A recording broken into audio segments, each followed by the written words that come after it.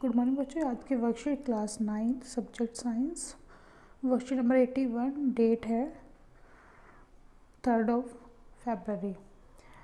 तो हमारा जो चैप्टर चल रहा है वो इस मैटर अराउंड अस प्योर। ये हमारे चैप्टर हमारा पहले हो चुका है। ये रिविजन वर्कशीट, एक वर्कशीट हम कर चुके हैं। ये सेकंड वर्कशीट है।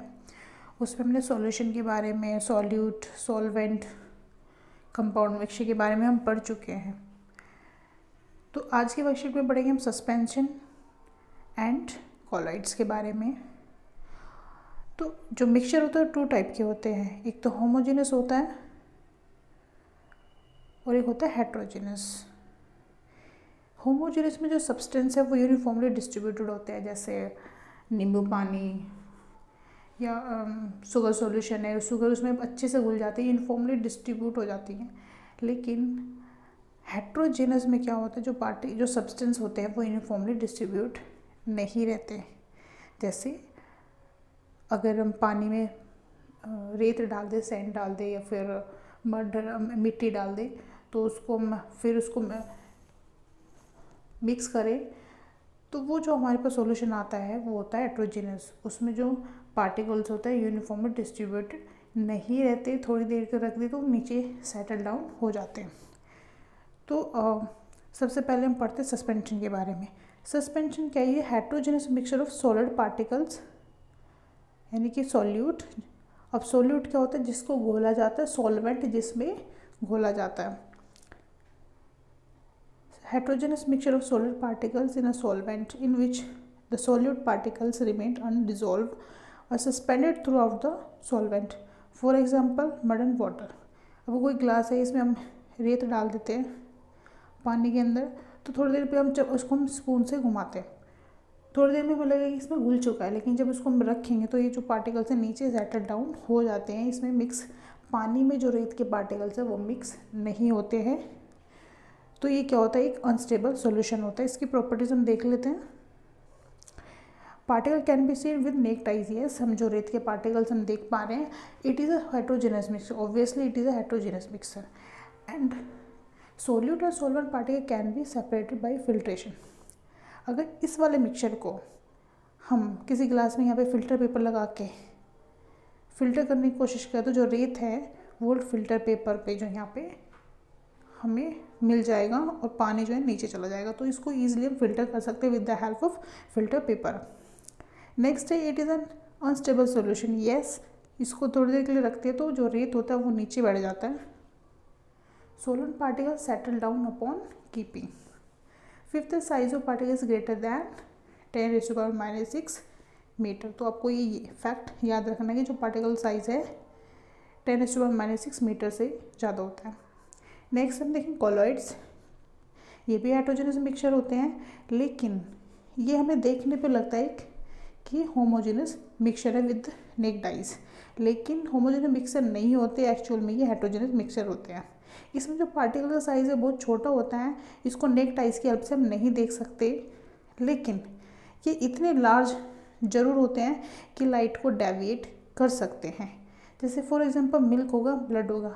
अब मिल्क को आप देखो तो जो फैट है, प्रोटीन्स है, वो डिस्पर्स्ड है, अच्छे से यूनिफॉर्मली डिस्ट्रीब्यूटेड है। उसमें जो पार्टिकल्स हमें अलग अलग नहीं दिख रहे हैं। जहाँ पे सैंड के पार्टिकल्स दिख रहे थे, इस केस में हमें नहीं दिख रहे हैं।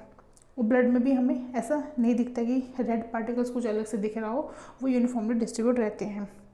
इसको अगर हम फिल्टर करने की कोशिश करते हैं फिल्टर पेपर से, तो क्या होगा? जो कॉलॉइड जो सोल्यूशन है वो कम्प्लीटली पास हो जाएगा। फिल्टर इसको हम नहीं कर सकते। लेकिन ये जो कॉलॉइड्स होते हैं वो क्या करते हैं? टिंटल इफेक्ट शो करते हैं। सपोज ये कोई ग्लास है, इसमें हमने मिल्क लिया हुआ है और यहाँ पे अगर टोर्च से यहाँ पे अगर हम लाइट यहाँ पे लगाते हैं, तो जो लाइट है वो अंदर से पास होते हुए बाहर निकल जाती है या थोड़ा सा वो डेविएट हो जाती है। तो वो जो पाथ है वो विजिबल दिखता है, हमें विजिबल रहता है, पाथ हमें दिखता है। तो इसको कहते हैं टिंटल इफेक्ट, कि जो लाइट का पाथ है वो पूरी तरह से हमें दिख रहा है।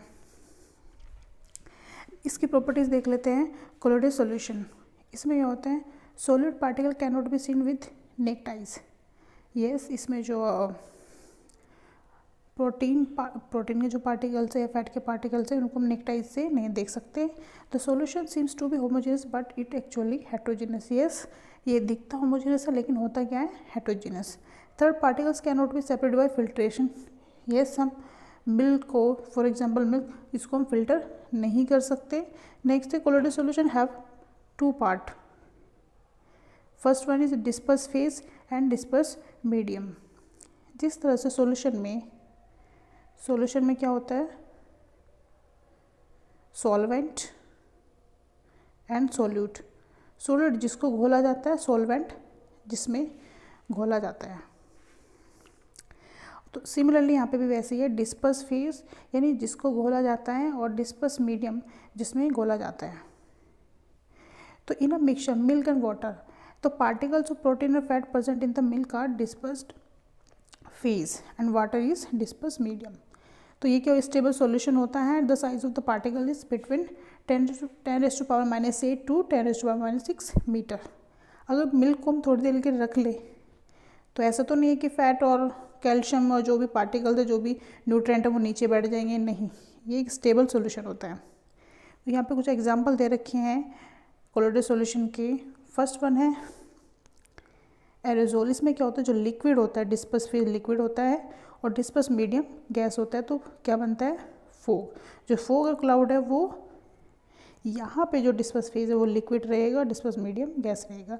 सिमिलरली स्मोक में डिस्पर्स फेज सॉलिड रहेगा और डिस्पर्स मीडियम गैस रहेगा, इसको बोलेंगे हम एरोजोल। नेक्स्ट है थर्ड, गैस एंड लिक्विड।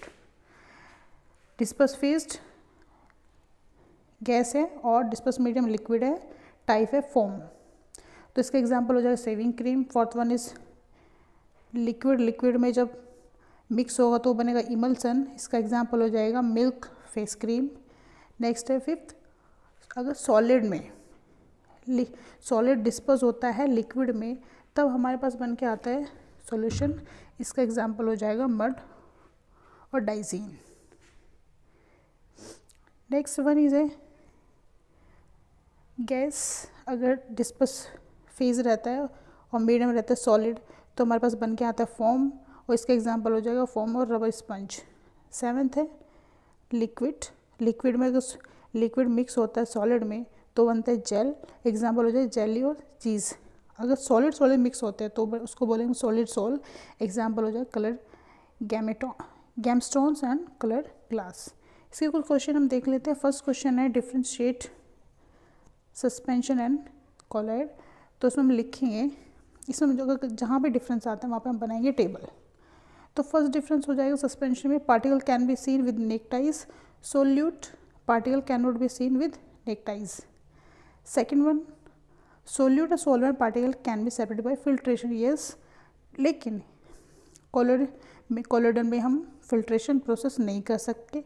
इसका एग्जांपल हो जाएगा सस्पेंशन का sand and mud in water और इसका एग्जांपल हो जाएगा मिल्क एंड ब्लड। नेक्स्ट है classify the following as suspension colloids, blood, milk, lemonade, muddy water and jelly. तो कोलॉइड्स हो जाएंगे इसमें milk, blood and jelly, suspension हो जाएगा मडी वाटर। नेक्स्ट क्वेश्चन है identify the disperse phase dispersion medium in the following fog, shaving cream, gemstones and jelly. तो fog में हो जाएगा डिस्पर्स फेज हमारा लिक्विड, डिस्पर्सन मीडियम हो जाएगा गैस आएगा यहाँ पे। सेविंग क्रीम में जो डिस्पर्स फेज है वो रहेगा गैस और डिस्पर्सन मीडियम होगा लिक्विड। सिमिलरली जेमस्टोन में सॉलिड एंड सॉलिड, जेली में liquid and solid. Last question है if a beam of light is made to follow on glass of milk with the path be visible, why or why not? Yes, when a beam of light is passed through a milk of solution, then the beam of light gets scattered through the milk solution and the path of the light becomes visible in the milk solution because the milk solution is a colloidal solution. इसके जो particle size इतना होता है, इतना enough होता है कि ये लाइट को स्कैटर कर सकता है। तो इन colloidal solution the size of the particle is big enough to scatter a light।